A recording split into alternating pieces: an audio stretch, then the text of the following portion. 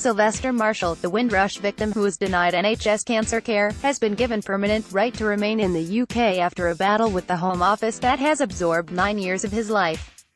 Marshall, who The Guardian had been calling Albert Thompson at his request as he pursued his immigration application with the Home Office, had an appointment on Friday afternoon with the Windrush taskforce, set up last week to try to deal with the rapidly rising numbers of people affected by the immigration scandal. Marshall, 63, emerged from Lunar House, the immigration headquarters in Croydon, with a piece of paper confirming, "There is no time limit on your stay in the UK." He will receive a biometric card next week. Marshall said he felt free for the first time in years. "I've always been looking over my shoulder to see if there's any police. I worried that they will pick me up, ask for papers and deport me," he said. "Now I can relax." Q. The first group arrived on the ship MV Empire Windrush in June 1948. What is happening to them? An estimated 50,000 people face the risk of deportation if they never formalize their residency status and do not have the required documentation to prove it. Why is this happening now?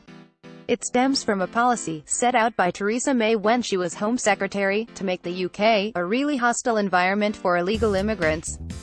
It requires employers, NHS staff, private landlords and other bodies to demand evidence of people's citizenship or immigration status.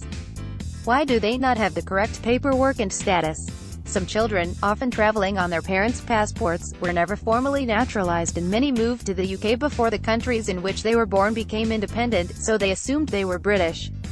In some cases, they did not apply for passports. The Home Office did not keep a record of people entering the country and granted leave to remain, which was conferred on anyone living continuously in the country since before the 1st of January 1973. What is the government doing to resolve the problem? On Monday, the Home Secretary Amber Rudd announced the creation of a new Home Office team dedicated to ensuring that Commonwealth-born long-term UK residents would no longer find themselves classified as being in the UK illegally. Thank you for your feedback. His relief over the paperwork, and the decision by the Royal Marsden Hospital to start his long-delayed radiotherapy next week, was tempered with anger at the treatment he had received from the Home Office since he first tried to replace a lost driving license in 2009. Marshall visited the same Croydon office several times to try to explain he was in the UK illegally. "They didn't believe me, they wanted proof," he said. Marshall arrived in London from Jamaica as a teenager in 1973 to join his mother, who was working as a nurse. He worked as a mechanic and paid taxes until cancer forced him to stop work. He had never applied for a passport. He believed he was British and until he lost his driving license had no reason to think he needed documentation. "I think they treated me very unfairly," he said. "All the way along I have been telling them I am here legally and they didn't believe me at all." Marshall said he wondered if the 2010 destruction by Home Office staff of the landing cards of arrivals from the Caribbean had complicated his situation. "They wouldn't take my word for it, but at the same time they are the ones who destroyed all the paperwork. If they destroyed all the paperwork, how can I have proof? They kept saying they cannot find any trace of me. I felt like an alien who's fallen from the sky and ended up in England. How did they think I got here? Now I feel like I am human again." Marshall's case was the first to attract political attention to the Windrush scandal in March. Details of his case were raised twice by Jeremy Corbyn at Prime Minister's questions.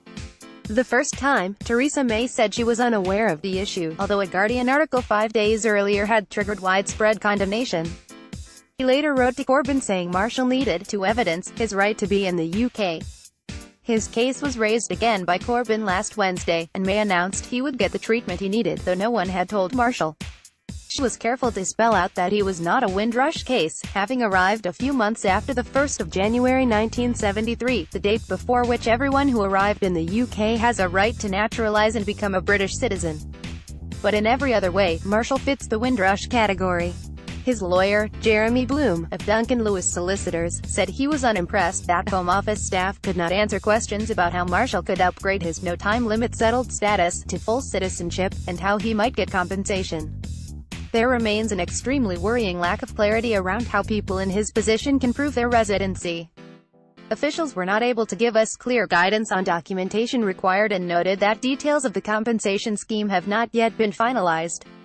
Bloom said, The latest Home Office figures on the number of calls made to the Windrush hotline were given on Wednesday, 3,800, of which 1,364 were identified as potential Windrush cases, 600 callbacks had taken place, 91 appointments had been made, 25 appointments had taken place, and 23 cases resolved in documents issued.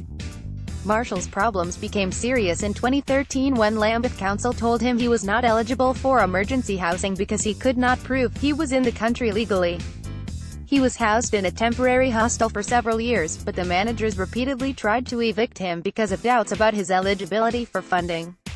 He was finally evicted in July 2017, a few months after having surgery for prostate cancer. He spent about 3 weeks sleeping rough before the St. Mungo's homelessness charity found him a room in another hostel. Then, when he arrived for the first session of a course of radiotherapy in November 2017, the Royal Marsden told Marshall he would have to pay £54,000 for treatment unless he could prove his residency status. Windrush scandal, Albert Thompson on his £54,000 cancer bill. Video Sally Daglian, the head of Praxis, the charity that helped Marshall with his case, said she was delighted his rights had been recognized. He has become emblematic of the appalling Windrush scandal, she said.